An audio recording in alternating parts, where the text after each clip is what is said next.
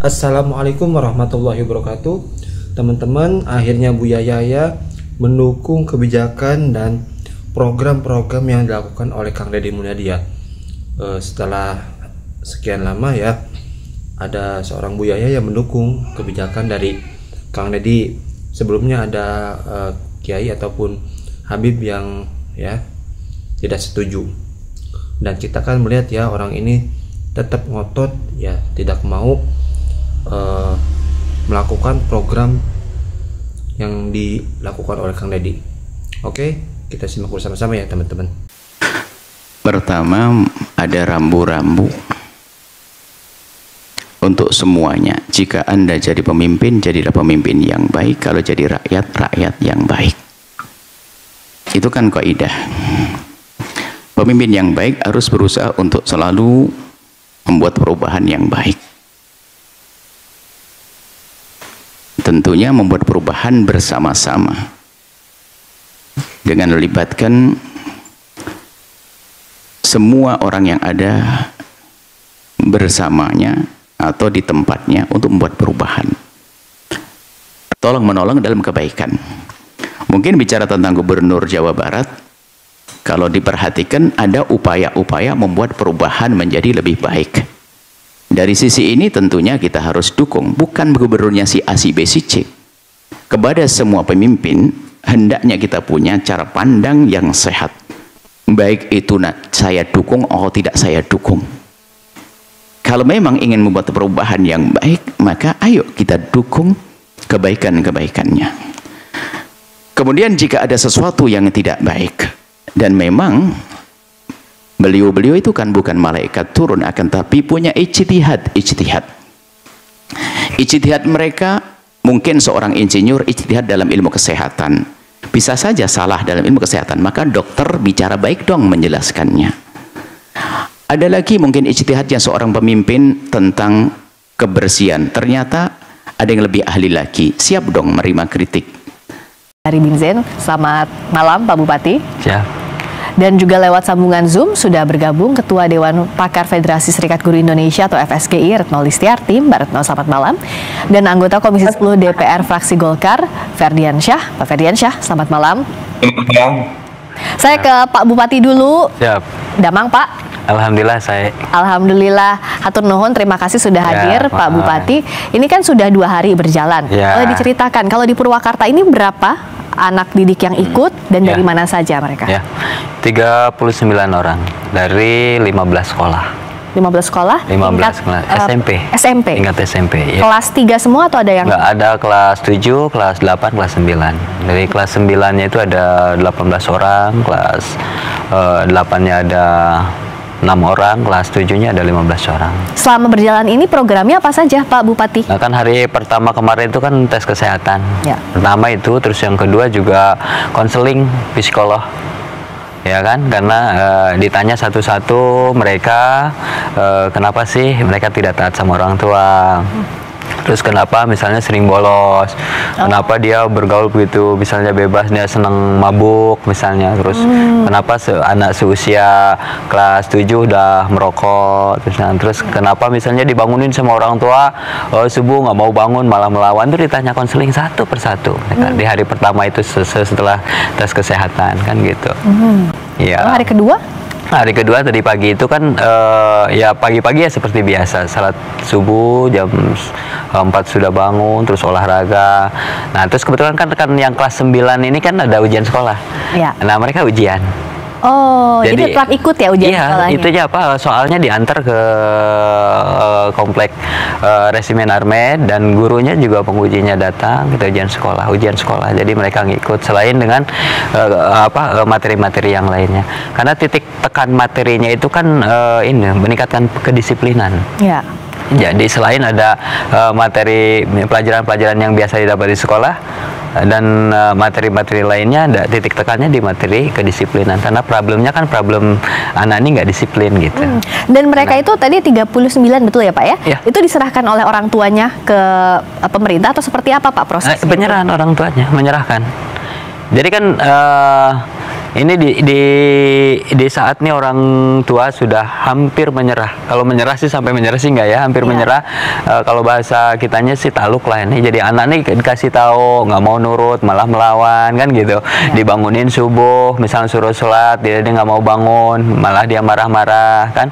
Disuruh pergi sekolah, pergi dari rumah ke sekolah, tapi tidak sampai di sekolah, malah dia mabal istilahnya itu, nongkrong. Bolos gitu ya Pak? Iya, nongkrong. Pas waktunya jam pulang sekolah dia malah pulang sekolah.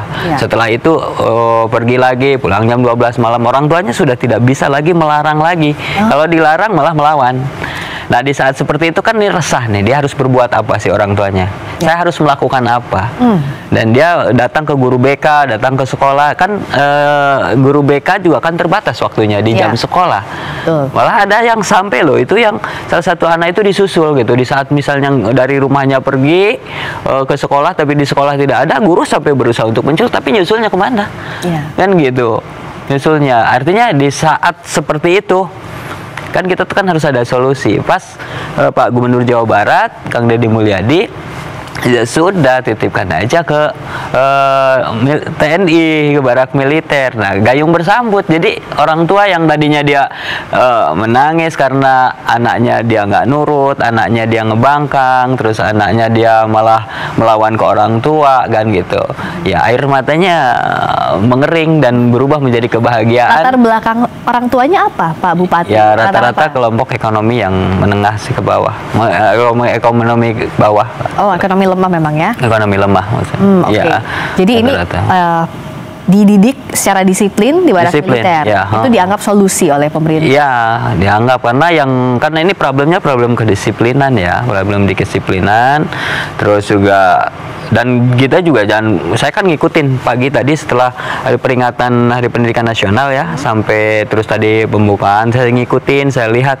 Jadi jangan dibayangkan bahwa di barak militer tuh seram. Jadi kedisiplinan tuh sesuatu yang menyeramkan, kan tidak sebenarnya. Sebagaimana anak-anak kita yang dilatih paskibraka, mereka jadi disiplin, cuman ada muatan-muatan tambahan yang tempatnya biasanya di situ ya, di sekolah masing-masing, sekarang tempatnya di barak militer itu aja. Oke, nah saya tanyakan ke Bu Retno. Jadi ini sebenarnya solusi, kalau tadi Pak Bupati sampaikan, orang tua hampir menyerah, ada anaknya terlibat permasalahan, dididik bersama-sama, disiplinnya di sana tempatnya yang di barak militer, tapi pendidikannya pendidikan karakter dan disiplin. Menurut Mbak Retno gimana? Menyimak penjelasan Pak Bupati, anak nakal yang dimaksud kayaknya anak yang mungkin ini mayoritas ya saat ini kita temuin gitu. Jadi saya masih pertama mempertanyakan yang disebut dengan nakal. Kalau yang Pak Bupati jelaskan itu sebenarnya nakalnya anak-anak, nakalnya remaja ya. Nah, kalau kemudian tidak mampu menangani anak atau kurang mampu menangani anak, sebenarnya yang biasanya, yang kalau di psikolog ya, yang harus pertama kali berubah sebenarnya orang tuanya dulu. Karena anak ini kan diasuh oleh orang tua, dan dia itu sebenarnya dibesarkan itu dengan pola, dan pembentukan karakter itu ya bagaimana dia diasuh di rumah. Jadi itu yang pertama. Kayak sekarang misalnya anak SMP, umpamanya dia umurnya 14 tahun misalnya, dia tuh 14 tahun udah kebentuk karakternya dari keluarganya kan. Nah lalu kemudian dengan 6 bulan sampai 12 bulan lalu akan berubah kembali kepada orang tua yang sebenarnya juga belum berubah orang tuanya nih. Pas balik ya apakah menjamin juga akan berubah? Menurut saya enggak. Nah lalu yang kedua adalah nakal yang disebut Pak Bupati dengan nakal yang disebut KDM kayaknya beda ya. Kalau KDM kan lebih mengarah kepada kriminal kalau saya menyimak ya. Nah sebenarnya saya sepakat gitu ya dengan tadi Ibu siapa ya yang dari DPR RI tadi ya, Bu Esti. Ya, itu sebenarnya dia menyatakan bahwa ada peraturan perundangan sebenarnya yang menangani anak-anak yang terkategori nakal. Nah, di dalam peraturan itu kan begini ya Mbak, ada yang pertama adalah perlindungan anak. Undang-Undang Perlindungan Anak itu menyebut di pasal 69 dan seterusnya bahwa ada perlindungan khusus anak. Nah, perlindungan khusus anak ini untuk anak-anak yang bermasalah tadi, seperti narkoba, melakukan tindak pidana, dan lain-lain itu sudah diatur. Dan bagaimana kemudian penanganannya pun diatur, termasuk ketika dia melakukan pidana di dalam Undang-Undang Sistem Peradilan Pidana Anak. Nah, artinya ini kan ada patokan perundangan gitu ya. Lalu saya ingin juga melihat di Undang-Undang Sidiknas, kebetulan Hari Pendidikan Nasional, di dalam Undang-Undang Sidiknas sampai ini masih berlaku, itu sebenarnya tidak ada sih bahwa anak yang bermasalah kemudian dikirim ke barak militer gitu, walaupun kata Putih hanya pindah gitu. Itu problematik sih menurut saya, apalagi dengan jarak yang begitu jauh, gurunya suruh bolak-balik dari berbagai sekolah, berarti ada 15. Nah gimana dengan anak yang lain juga? Bagi saya yang juga dulu pernah jadi guru, kok nggak kebayang juga ya bagaimana kemudian berbalik tadi nganterin soal dan lain-lain. Kalau anaknya ujian gitu ya, kenapa tidak difokuskan? Nanti jadi menimbulkan tadi secara psikologi pun anak itu juga punya masalah akhirnya ketika ujiannya pun dibedakan nih, walaupun lokasi. Ya, gitu sih kira-kira Mbak Friska ya pandangan saya. Kalau tadi Mbak Retno bahas juga soal aturan, saya ke Pak Ferdi. Sebenarnya kalau Komisi 10 DPR setuju atau tidak dengan ide pendidikan disiplin di barak militer ini yang sudah dijelaskan tadi oleh Pak Bupati juga, alasannya untuk membina orang tuanya sudah tidak sanggup lagi, jadi diserahkan, dibantu. Pak Ferdi, mohon di-unmute dulu. Kalau kami dari DPR RI kan artinya di sini mengacu pada peraturan perundang-undangan.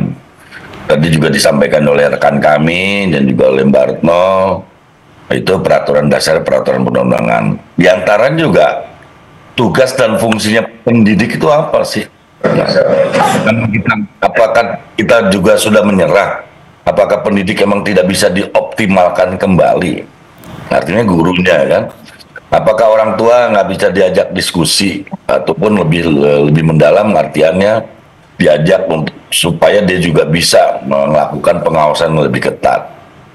Kalau itu diserahkan ini sah saja, tapi kan juga tentara juga punya tugas dan fungsi tersendiri. Kalau ini menjadi pilot project dan itu dianggap disukai, bayangkan setiap batalion ada tambahan beban terhadap yang didefinisikan tadi, anak nakal. Nah terus nanti tentara dalam konteks ini bagaimana? Artinya nanti sebagai tentaranya tidak fungsi sebagai tentara lagi, nanti dia hanya mendidik anak-anak nakal kan gitu kan. Itu yang juga harus di-clearkan. Jadi yang pertama kalau mau kita bijak, kita inventarisasi dulu masalah terhadap apa, termasuk juga definisi-definisi tersebut. Dan terus klasifikasi anak nakal itu seperti apa, pengkategorian anak nakal itu seperti apa. Nah dari situ baru kita mengambil sebuah kebijakan yang tentunya di sini yang memang kata tadi keterangan Pak Bupati dianggap tidak bisa ditanggulangi lagi oleh orang tuanya. Nah kalau orang tua nggak bisa ditanggulangi berarti kan ke negara. Adakah, nah pertanyaan saya, secara tugas dan fungsi kenegaraan, apakah tepat dititipkan ke barak militer? Ada tugas dan fungsi kementerian lain nggak? Kan harus, misalnya di sini kan diantaranya tugas Kementerian Sosial kan? Apakah itu dikoordinasikan dengan kementerian yang terkait dulu sebelum ambil kebijakan? Tapi emang kita sadari ini niat baik, mungkin keras program dari Pak Deddy Mulyadi silakan itu mungkin bisa berlaku di wilayah Purwakarta, tapi untuk di wilayah lain belum tentu bisa diterima hal ini. Dan tentu di sini di Jawa Barat pun juga terbagi berbagai-bagai budaya. Untuk kalau di daerah kami, daerah Tasikmalaya dan Garut belum tentu bisa, Pak. Kan itu yang jadi harus juga pertanyaan kan gitu. Jadi ini memang harus dilihat kasus per kasus, pengkategorian, definisi, dan harus juga berkonsultasi dan dengan para pemangku kepentingan. Pak Ferdian, saya karena harus cepat, betul harus cepat. Tapi cepat itu bukan juga nanti akan menimbulkan masalah di kemudian hari.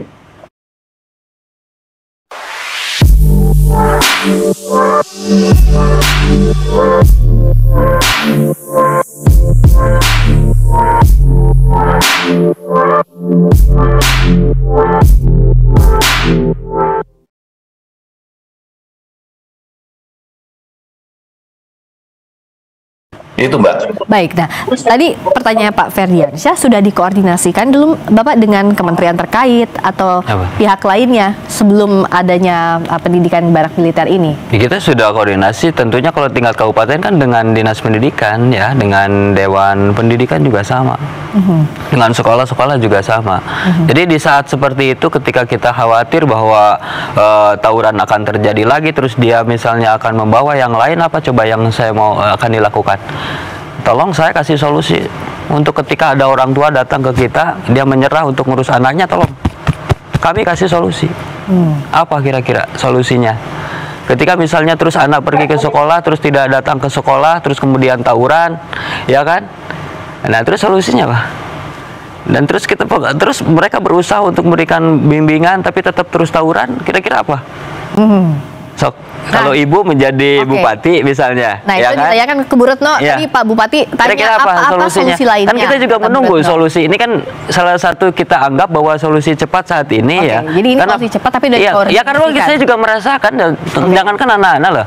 Kita aja kemarin habis pelantikan terus retret terasa disiplinnya. Iya kan? Dan di barak militer, di Akmil, ini di barak militer jangan dibayangkan kemudian di situ terjadi perampasan hak-hak anak. Orang. Oke teman-teman, itu dia tadi tanggapan dari Bu Yaya ya, yang mana mendukung kebijakan dari Kang Deddy Mulyadi. Dan tadi juga ada Bupati Purwakarta yang sudah menjalankan program dari Kang Deddy Mulyadi. Dan ada ya mantan KPAI tetap ngotot ya menolak kebijakan Kang Deddy.